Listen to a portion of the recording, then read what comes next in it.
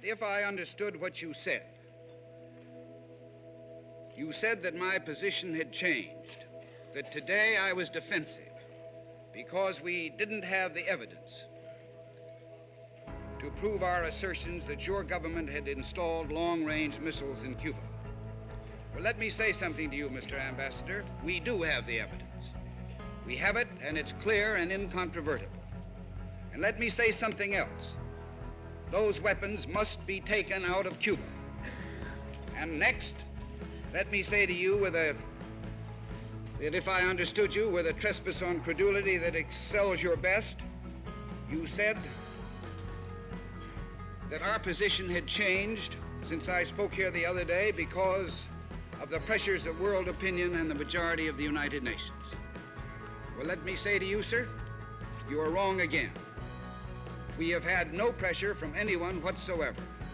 We came in here today to indicate our willingness to discuss Mr. U Thant's proposals. And that is the only change that has taken place. But let me also say to you, sir, that there has been a change. You, the Soviet Union, has sent these weapons to Cuba.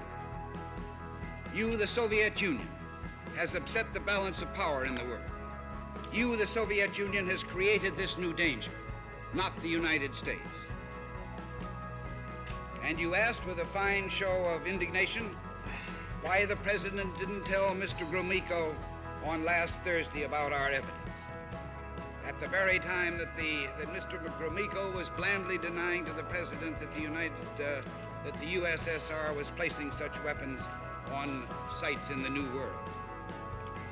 Well, I'll tell you why. Because we were assembling the evidence, and perhaps it would be instructive to the world to see how a Soviet official, how far he would go in perfidy. Perhaps we wanted to know if this country faced another example of nuclear deceit, like that one a year ago, when in stealth, the Soviet Union broke the nuclear test moratorium. And while we're asking questions, let me ask you why your government, your foreign minister, deliberately, cynically deceived us about the nuclear buildup in Cuba. And finally, the other day, Mr. Zorin, I remind you that you didn't deny the existence of these weapons. Instead, we heard that they had suddenly become defensive weapons. But today, again, if I heard you correctly, you now say they don't exist, or that we haven't proved they exist, with another fine flood of rhetorical scorn. All right, sir. Let me ask you one simple question. Do you, Ambassador Zorin, deny that the USSR has placed and is placing medium and intermediate range missiles and sites in Cuba? Yes or no? Don't wait for the translation, yes or no?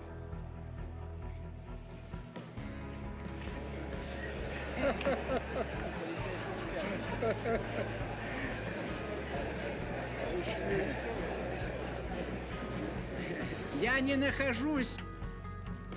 I am not in an American courtroom, sir, and therefore I do not wish to answer a question that is put to me in the fashion in which a prosecutor does. In due course, sir, you will have your reply.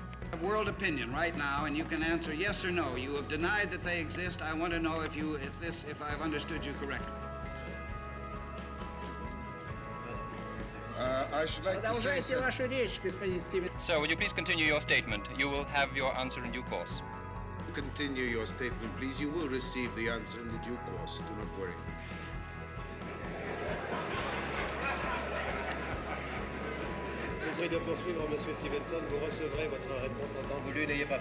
I'm prepared to wait for my answer until hell freezes over, if that's your decision.